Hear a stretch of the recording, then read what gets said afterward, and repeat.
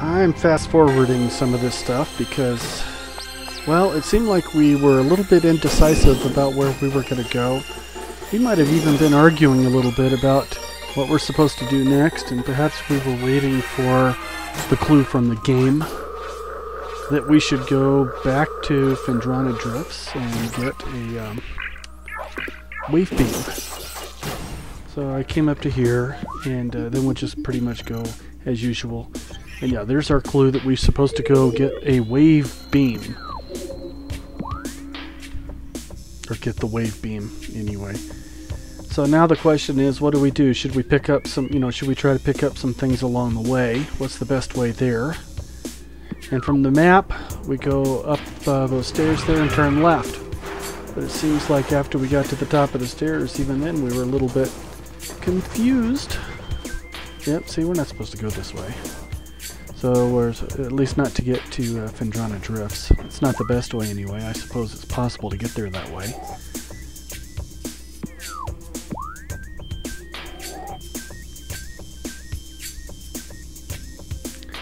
I think we were handing the controls back and forth too, between each other for remote control, which caused a bit of a lot of delay there. It was almost like we weren't recording. We were trying to decide, well, what should we do? What are we supposed to do? Can't remember. One of the features about this game is a little bit on the annoying side. If you remember, we came all the way from Magmore Caverns. Yeah, let's see, what did we do? We went through Magmore Caverns in order to get up here. Oh yeah, we got the boost ball, and so what did we do? We came all the way through Magmore Caverns, through Chozo Ruins, to Talon Overworld, in order to get the space jump boots. Now that we have the space jump boots, we come all the way back through Chozo Ruins, all the way back through Magmore Caverns, and back to Phendrana Drifts in order to get the wave beam. It's a little bit on the annoying side, and so one of the things that people do when they try to, at least that's what we did, is try to be efficient about our trips back and forth. If we can, we handle things along the way. In fact, for example, we will, in fact, go back to that layer, the sun room, where we engaged Viagra. We will do that next, as soon as we go through Chozo Ruins with the spider ball, the magnetic spider ball. As soon as we have that, and we have a reason to go through Chozo Ruins, we'll stop and go back to the sun room, fight a bunch of, or a couple of ghost pirates, and then pick up the artifact that's waiting for us there. I don't think we really get a clue to go there until later on. In fact, I don't know if the game ever really does tell you that you're supposed to go certain places to get the artifacts. I think you're supposed to go to the that artifact temple, artifact center there in Overworld. Scan all the places where the artifacts are supposed to be returned to, and you'll get clues where in the game you will find the artifacts. So I suppose what you're supposed to do is just pick everything you're supposed to pick up, and then go through the entire world and pick up all the artifacts. But having been through this game before, we try to streamline it as best we can, and we pick up artifacts along the way soon as we're capable of picking them up. The first time I played this game, I think I played it for nearly 40 hours of game time. That's okay, but it would be ridiculous to do that this time. In general, it takes me about 4 hours to get through. I'm not sure how long this one is. But, we just kind of streamline it. Some people think that 4 hours is too long.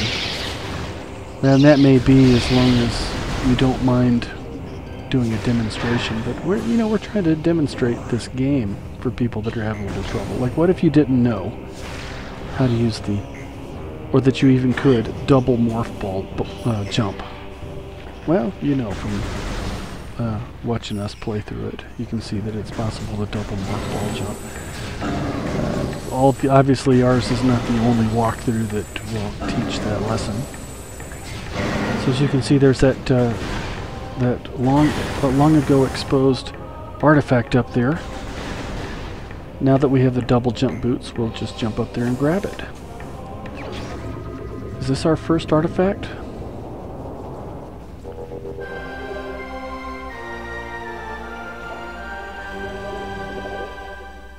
It looks like it is our first artifact. So how do you get out of here?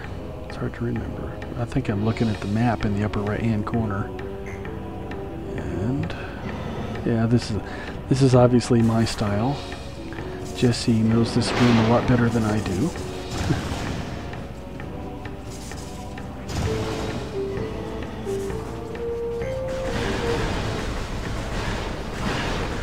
You blow up those green floaty things when they're too close to you, they kind of hurt.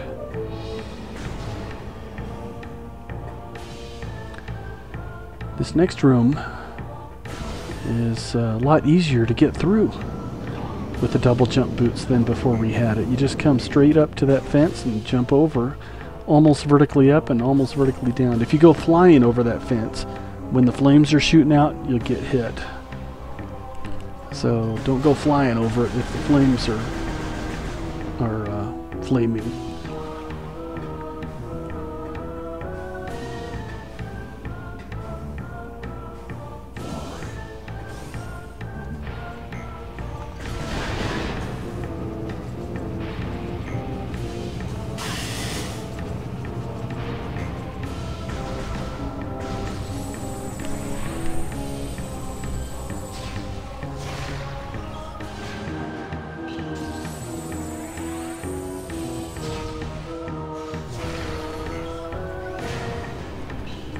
Also, it's my style to leave my missile launcher turret or missile launcher tube open after shooting missiles. And of course that gets me in trouble on occasion. See, I left it open. Still open. So my first shot didn't shoot. Didn't turret there, but it could. And I think I forgot about that last turret. So I'm going to shoot the turret, and I fall in a few seconds, so I'm going to clip to where I successfully make this jump.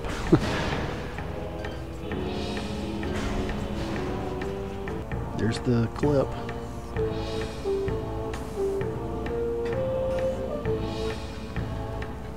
That jump is hard enough to make. It's almost worth just going a little further around the curve and jumping from a more safe, comfortable vantage point. All the way back to Phendrana Drifts. It's like almost the two extremes, and it is the two extreme distances in the Talon 4 planet so far. Once we are exposed to Phazon mines, we'll find that there's an even more remote part of the map